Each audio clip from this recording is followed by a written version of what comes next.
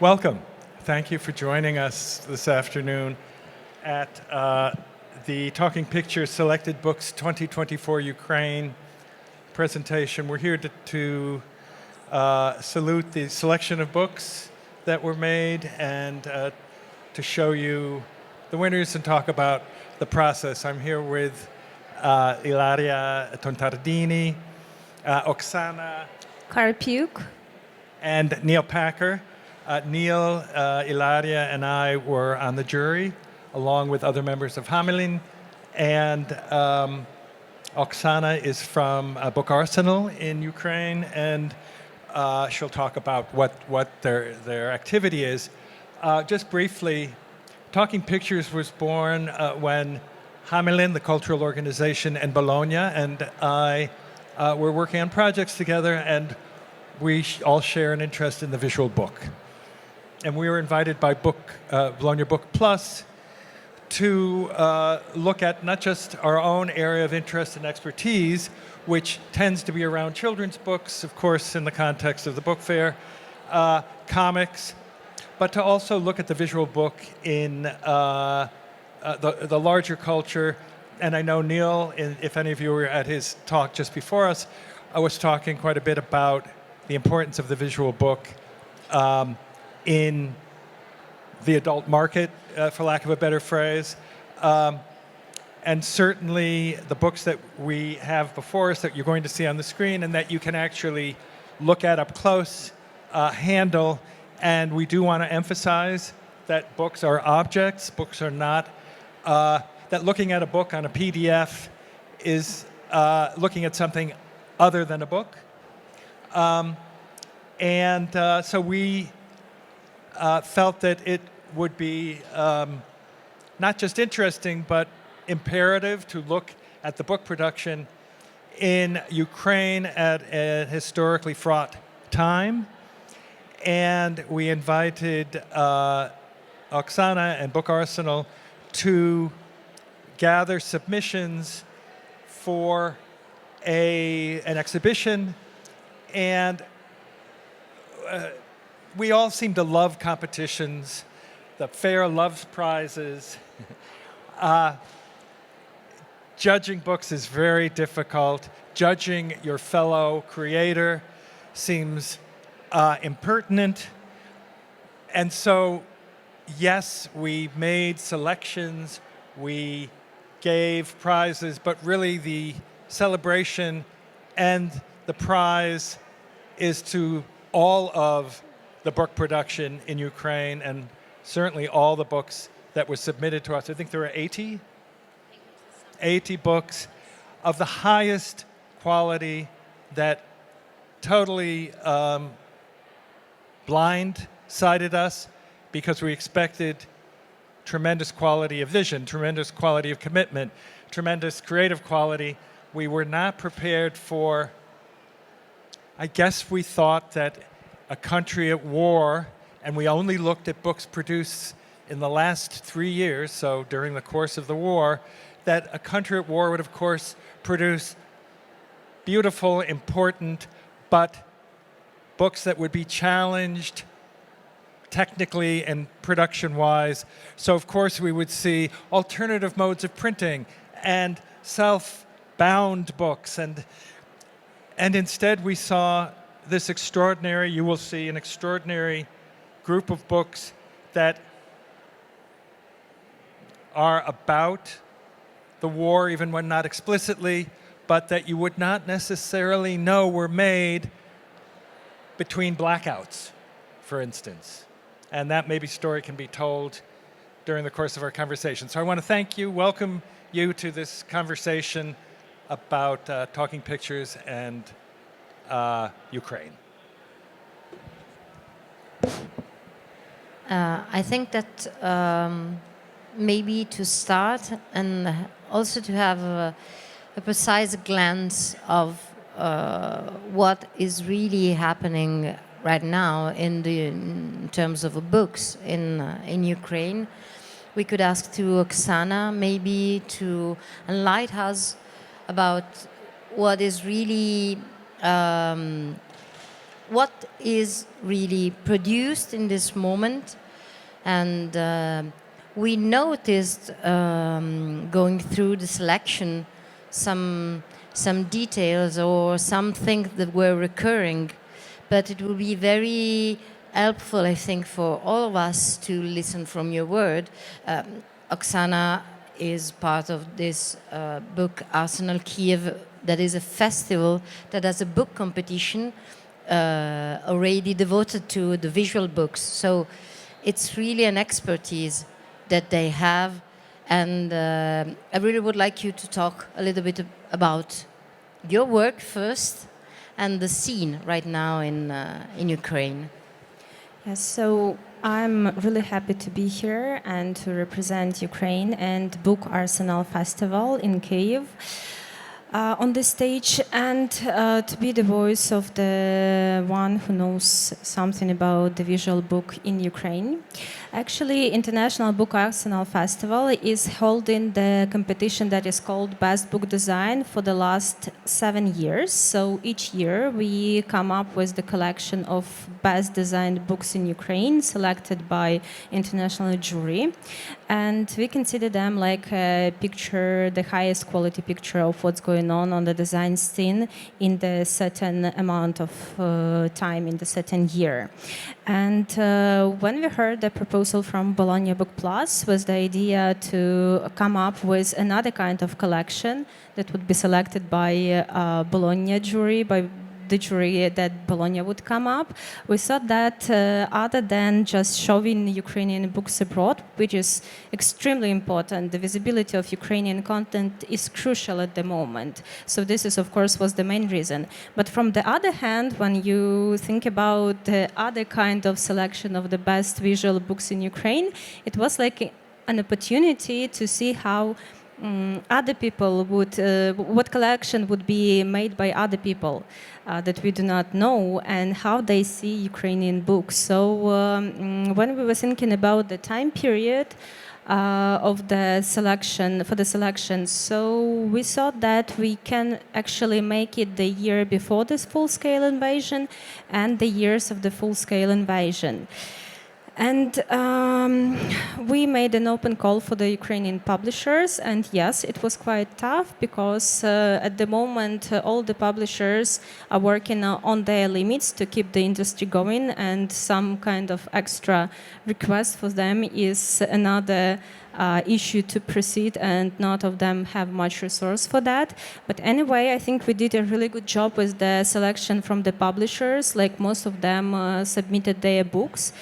And we were pretty much happy with the long list or the entire collection that was sent to Bologna, and actually we are also grateful to Ukrainian embassy who helped out with shipping. And then the magic happened. Then people in Bologna, they chose this collection and they chose the winning books, and it was also quite nice that 3 out of 4 winners, the winner and the shortlist, are actually in Best Book Design winners. So Telegraph had a special mention last year for the edition. Nikifor was in shortlist. No, it was the winner for the art book nomination, and the hometown was winner, one of the winner shortlist for the experiment nomination. And what is really interesting is that each of this book is not about war directly, but all of them have some war inside. So all of them can have some reflection on war, and what we really do not want to be done is Ukraine to be viewed just as a country in war. We want to be viewed as a country of creators of the books.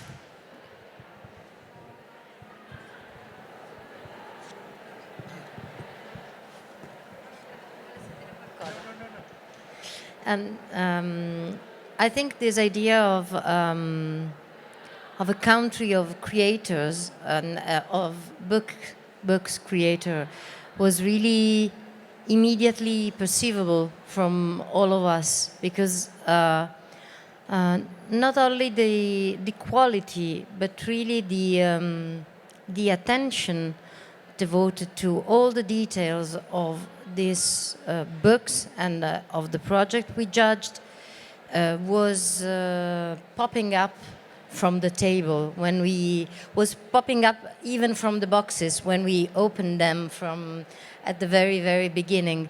And we were, we didn't mention, but we were really grateful to the embassy that allowed us to have this book, because as we said yesterday in the super interesting panel we had with the guys from Serigraph and the guys from Agrafka, sometimes from abroad we have ideas on what is it to be in a country in war, and we have also maybe stereotypes that are helping us to understand the situation. But so the idea of having just a van leaving Ukraine with books, or just a flight with boxes, was inconceivable in a way. But the books are here and there also in the shelves. And we spend a very nice time talking about them, judging, selecting them, because it was not really a judgment, but it was really an occasion to talk about not only the issue of Ukraine in this moment, but also the issue, what is it, a visual book? Which are the criteria that makes a visual book a great visual book?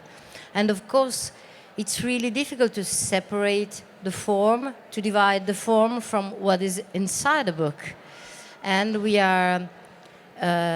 know each other with Steven since a long time, but we are beginning to know better even Neil. And we share this common feeling that you cannot say what is inside the book without shaping it, producing it in the right way. And I wanted to, I'd like to bring Neil into the conversation, in particular because Hamelin teach about books, they study books, they read books, they publish books, but they, in a sense, don't make books. Neil and I are author illustrators, and I think the perspectives are often shared between people who think about books a lot but don't make them, and people who make books but don't think about them. No, we do think about them while we make them. But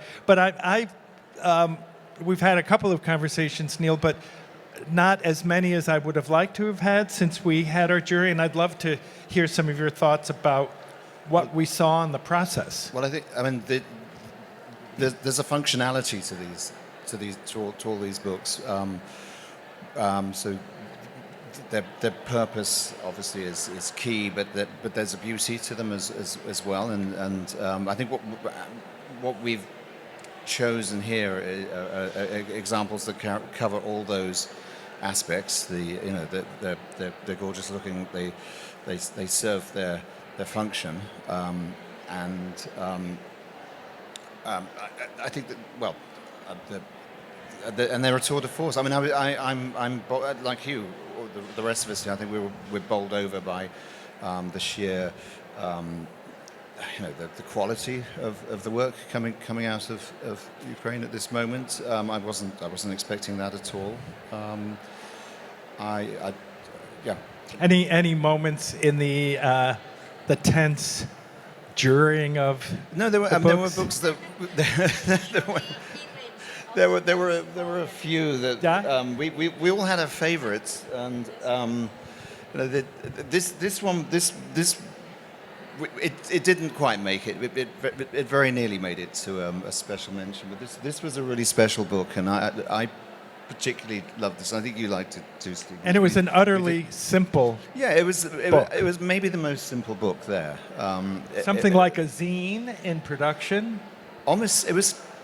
Was it self-published? It was, it was so simple, in a way, we wanted to champion it to show that a book could be anything, and it was really just an idea. It was more of a conceptual piece than anything. It was two peonies. Somebody had been to a market and bought a peony and put it in a simple glass of water, left it for a few days, and then gone back and bought a second one and photographed it every day, and each day is time tagged, and the only text in the book is the words "I love you" and "I love you too" on each page, and it's a conversation in a way between these two peonies, growing old and then eventually dying together over the course of 20 pages. But it's almost the unsaid story that affected me, and given the circumstances out of which this book evolved, you know, there was so much tenderness and love, but also hurt. I found in this one. But what we wanted to say, really, by championing this, but this is also common with the other ones, but partly because this was so simple, is that, you know, a book can be anything. It can be simple and still be a great book. It's about the idea. Right. And a book like this, you know, I actually wondered why, because it wasn't that it was a very contentious conversation, but there was some difference of opinion over a number of the books.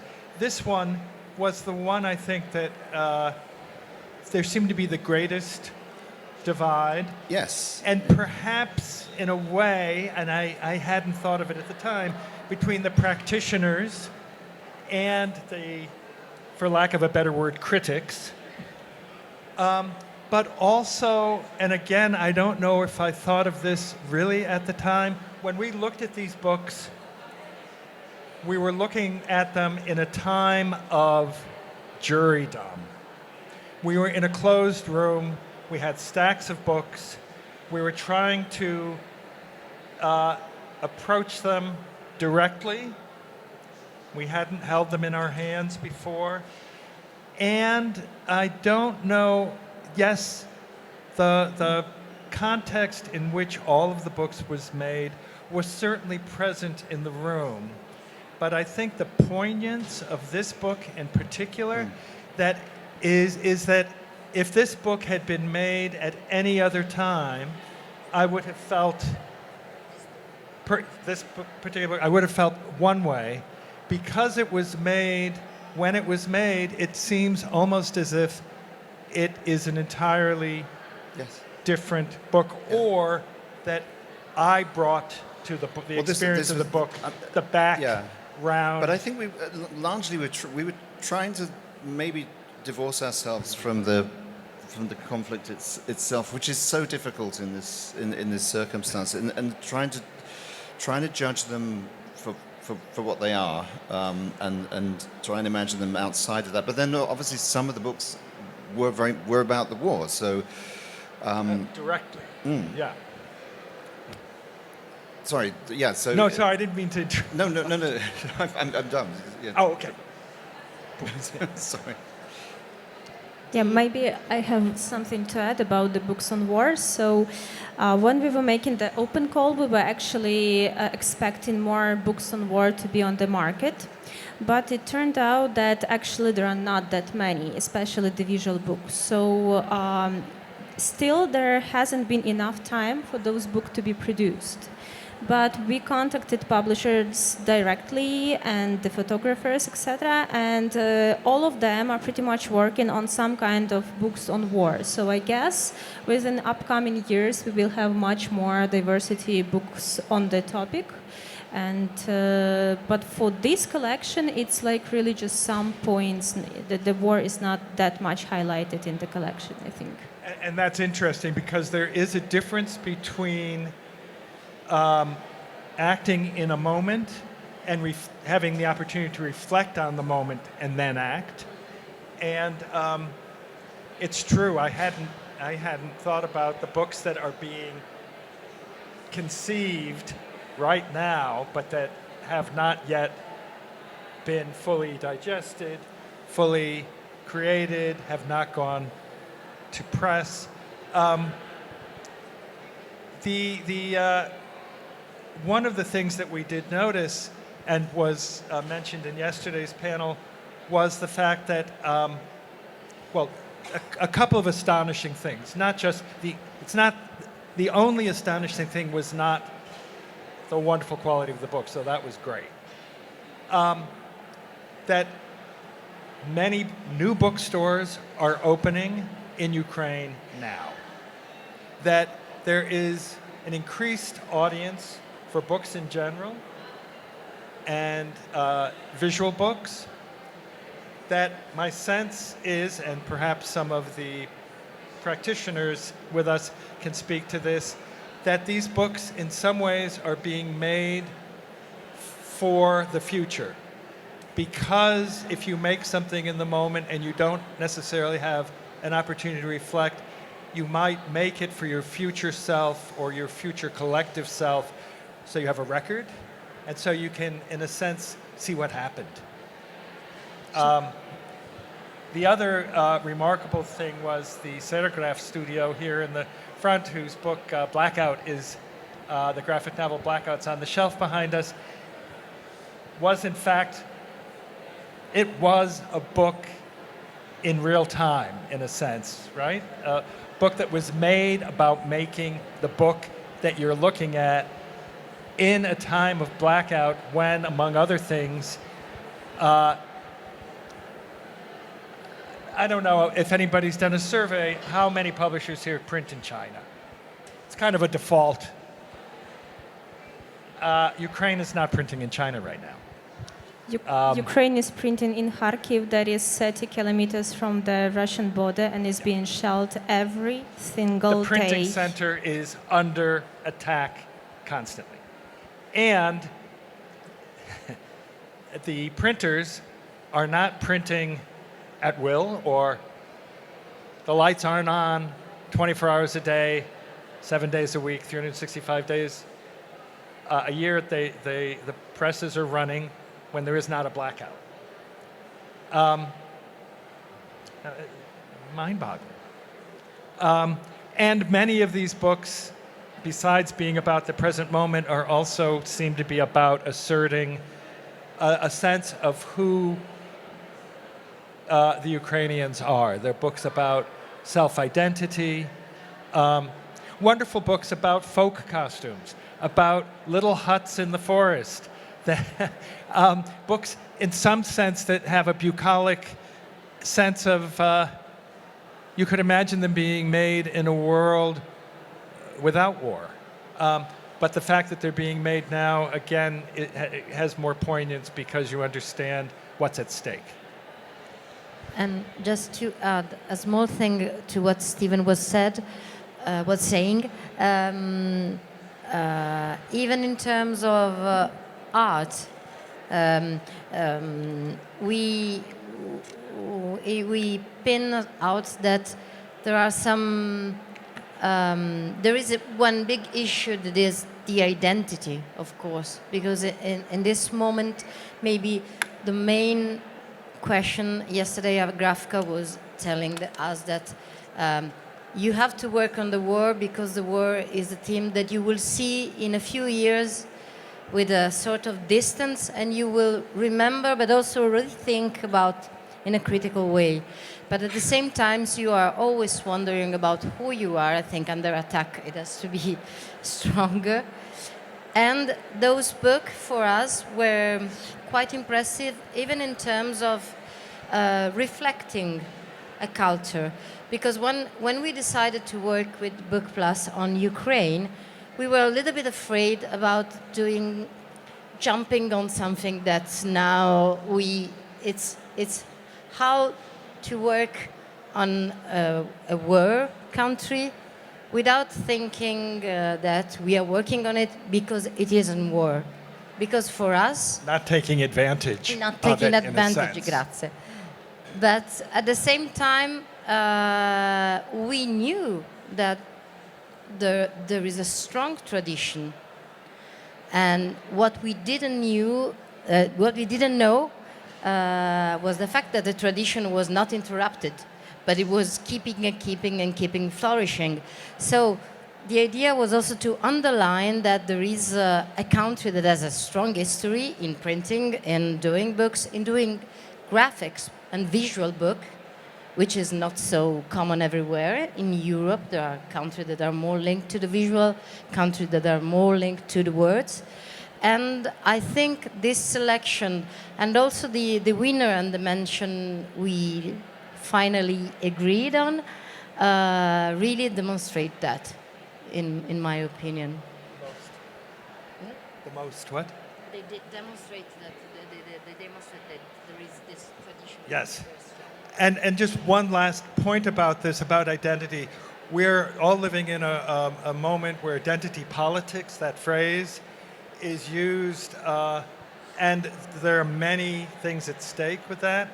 But it was also brought home to us in the conversation yesterday that this asserting of identity is not just to remember for the future, but that the actual point of this war against Ukraine by Russia is to destroy precisely the identity of a people.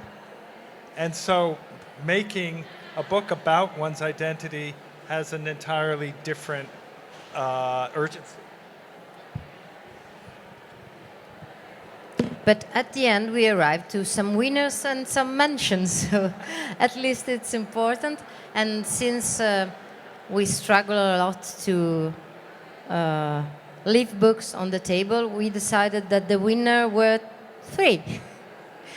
So instead of having one book, we awarded 3 books that are part of one project. So it's just one award, but it's These 3 yeah. issues, annual issues of the magazine Telegraph, but we considered them one expression. Yeah, and it was quite a right decision because they all actually match each other, and this is the only editorial project they have at the moment, so they will jump into books right after that. But this is actually the same story being told in different focuses, so the decision of making this as the one position was exactly the right. This is the same as they positioned themselves. And they were not at all redundant, that they're all by the same group. The format, you know, is about the one thing they share, but visually they're utterly unique from each other. Yes, but it was impossible to separate the 3 in a way. I mean, which is why I think we chose to treat them as a whole, because they all had there was a visual unity throughout. Although they do change, but you know, it's clear that it's from the same hand. It's from the same designer, from the same mind, which is why I think we made that decision. Yeah. We have changed microphone. And also there was a really guilty pleasure in touching them, opening them. There are some of them with holes and Smelling cutting, them. smelling Some of them were very freshly printed. And if I may, I will highlight one of the book covers. So Yes. if you look at this one, so you see the tape here. It's actually the tape, and why is it here is because when at the first days of war there was shelling, so the idea was if you put the tape on your windows exactly in this shape, your windows might not break into pieces and damage people inside of the building. So this is what we've seen all over the streets in the cities. Yes, this is the actual tape. This is not a printer's trick. Not the printers, it's hand-put tape. And that's why visual book may make meanings, I mean, strongly, without saying things, even without knowing that, even without knowing when. This was the issue linked to the war, and it was very clear without the explanation that something was really different from the other 2 that are done before and after. So I mean, it's also the demonstration, having a magazine speaking about what is happening actually in graphic design in Ukraine means also to say, okay, graphic design is moving and advancing and things are happening very lively. Yes, definitely. I mean, we are pretty much on the same motion spirit as the rest of the world. So we have discussion on the artificial intelligence, whether it helps or not to be used or not. As for the tendencies, we are pretty much the same as the European continent. And sure, as you have mentioned before, another trend for the local design is this search for identity, going into roots, because we have a really sad story of how the entire generations of the artists were basically just killed, physically killed. And all their works were abandoned for a long, long time, so the general, so the other artists of the other generations and white public did not have that much access. It was more like the gossip stuff going inside, and it was almost for the entire 20th century. So now there is like huge amount of projects also in the book design and in visual arts in general that talk about those names and try to bring them back.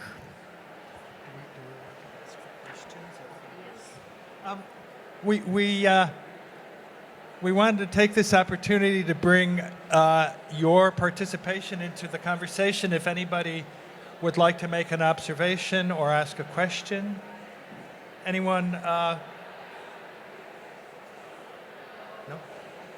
Oh. Yeah.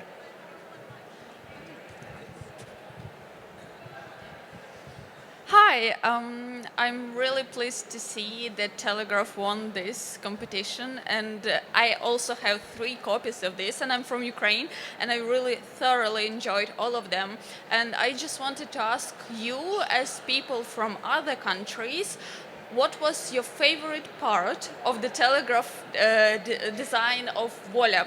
This one, the 3rd one. What was the favorite part of this magazine? Just one, pick one. I must say I did not dissect it in that way. Okay. I saw it as a project. Do you want to? Maybe you can talk about all 3 of them if you didn't. I mean, I will say the tape I found very. It reminded me of a high gloss varnish that you might put through printing on something. We did actually spend some time sort of trying to work out whether it was what the technique was, real tape or if it was a print. And it works so beautifully in the context, I think. And actually, now you've explained that it is real tape, and that makes it even more poignant. That's a good illustration why Ukrainian needs to be into any story built around Ukraine, just to explain the context. Yeah. But this one again, I mean, very strong, a strong sense of graphics and the cutouts, which are not cheap to kind of produce in a way, and to go to this amount of care and attention. And then with this one, this is actually my favorite. Sorry, this one because of the just because of the use of text, which is so strong throughout, and the way that you've worked with the alphabet and the colors that juxtapose and the metallic. It's not something really I've seen before. It's quite unique, and it says that this is again an identity that you're sort of forging. And the type really is one of the major visual elements in that. Yeah. Anyone else have a?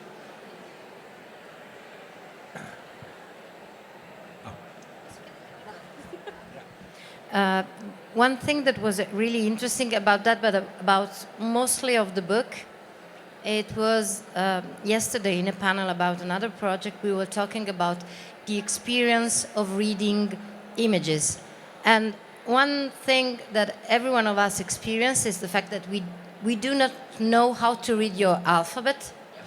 So for us, it was really a graphic experience. And that is really interesting because you come back to another way of reading, because words are not necessary and you cannot use them, even if Oksana and Yula provide us with description, so we were fully aware of how to understand the topic. But the experience of not being able to read the text, so to have to read the forms was really amazing. One last thing I wanted to say about just this idea of the primacy of ink on paper, that the printed book, which in many cultural contexts is talked about almost in the past tense. Wasn't the book wonderful? Here, the book is clearly a primary expression, not purely for aesthetic reasons, but because books travel very differently than other kinds of communication. They're not dependent on, once they are produced, they of course are dependent on machines to print, but they're not dependent on The blackout electricity, blackouts, internet connections. If you don't have an internet connection, your book will still turn on when you open it up. That's all. I want to wrap it up because I want to thank Hamelin, I want to thank Steven Guarnaccia, I want to thank Neil Packer for being the jury. I want to thank especially Oksana and Book Arsenal and Ukraine, because I think the one thing that's come through today is that, books give us a window on somebody else's world. They give us their hopes, their dreams, and also sometimes stark reality. And one of the things that I think I've learned from this discussion is just how important it is that Ukraine has a voice, and books give people voices. So we need to support Ukraine, we need to showcase their books, we need to talk about these books, and we need to celebrate the fact that publishing is still so vibrant now and so important. So thank you, Ukraine.